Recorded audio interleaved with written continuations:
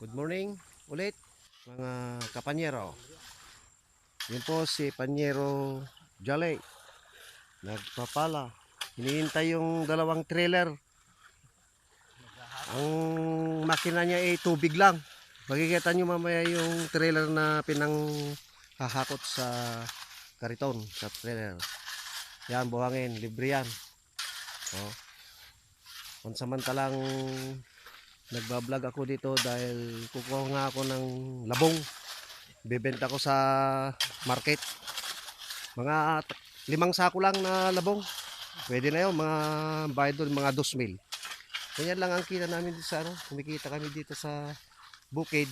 Ito yung farm ko, ito yung tinatawag na River of Holy Friday. Yun, si Panyero.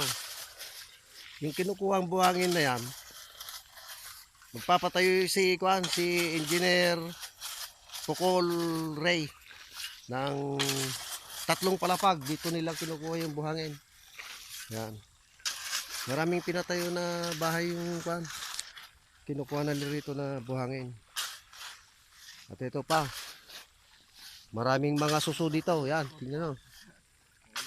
Yan.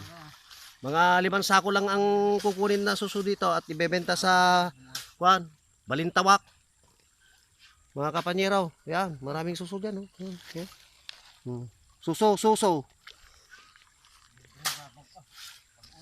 Oh, libre ang ulam namin ito. Ito lang, hugasan mo lang, pwede mo nang sipsipin yung suso. Ay, suso pala, suso.